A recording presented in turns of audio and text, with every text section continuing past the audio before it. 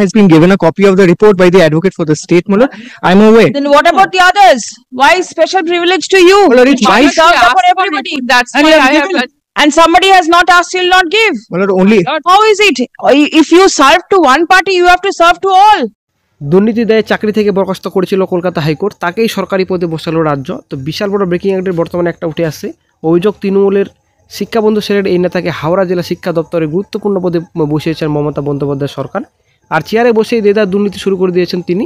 এই বিষয়ে কিন্তু কড়া পদক্ষেপ নিলেন বিচারপতি অমৃতা সিনহা। বিশাল বড় একটা ব্রেকিং আপডেট উঠে আসছে। অবশ্যই বন্ধুরা ভিডিওটি সম্পূর্ণ দেখুন, শেষ পর্যন্ত দেখুন। চ্যানেল নতুন দর্শক অবশ্যই চ্যানেলটিকে সাবস্ক্রাইব করে দিন, সঙ্গে আলোচনা করে রাখবেন। প্রতিনিয়ত যে কোনো সরকারি বেসরকারি সবার আগে চাকরির কড়া আপডেট পাওয়ার জন্য আদালতের নির্দেশে চাকরি খোয়ানো ব্যক্তিকে শিক্ষা দপ্তরে গুরুত্বপূর্ণ পদে বসিয়েছেন মমতা বন্দ্যোপাধ্যায় সরকার। আদালতে এই অভিযোগ প্রমাণ হতেই অভিযুক্তের বিরুদ্ধে এফআইআর করার নির্দেশ দিল কলকাতা হাইকোর্ট।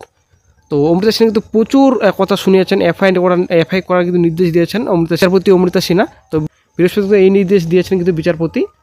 জানা গিয়েছে 2011 সালে শিক্ষক নিয়োগ দুর্নীতিতে অভিযুক্ত ছিলেন সিরাজুল ইসলাম। তার বিরুদ্ধে অবৈধভাবে চাকরি পাওয়ার অভিযোগ ওঠে।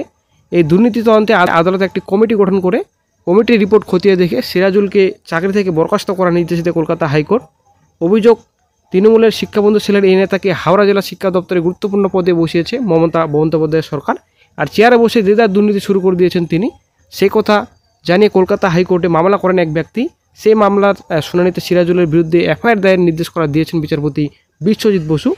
আদালতের এই নির্দেশের পর মমতা বন্দ্যোপাধ্যায়কে তীব্র আক্রমণ করে বলেছেন বিধানসভা বিজেপির মুখ্য সচেতক শঙ্কর ঘোষ। তিনি বলেন, দুর্নীতি আর মুসলিম তোষণ এই দুইয়ের উপরে টিকে আছে মমতা বন্দ্যোপাধ্যায় সরকার।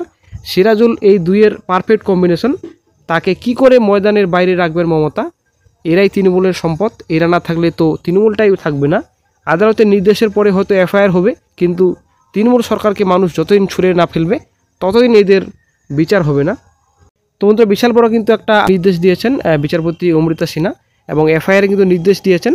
তো যেটা আপনাদের এর আগে 2011 সালে যেটা মামলা ছিল আপনাদের শিক্ষক নিয়োগ দুর্নীতিতে সিরাজুল ইসলাম, তো অবৈধভাবে চাকরি পাওয়ার অভিযোগ উঠেছিল। কিন্তু বন্ধুরা সেই বন্ধুরা আপনার সিরাজুল ইসলামকেই কিন্তু তৃণমূলের শিক্ষাবন্ধু সেলের এই নেতা কিন্তু হাওড়া জেলা শিক্ষা দপ্তরে গুরুত্বপূর্ণ পদে বসিয়েছিলেন মমতার রাজ্য সরকার।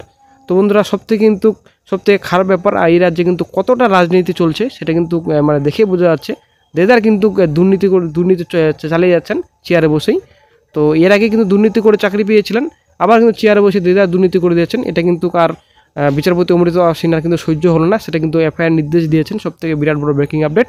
তো যখন নতুন গুরুত্বপূর্ণ আবারও আপডেট পাওয়া যায় সঙ্গে সঙ্গে চ্যানেলে কিন্তু আপডেট দিয়ে দেওয়া হবে। Sir, may I be permitted to mention that the bill will be collapsed on a daily day? Your Lordship had taken up for consideration yesterday.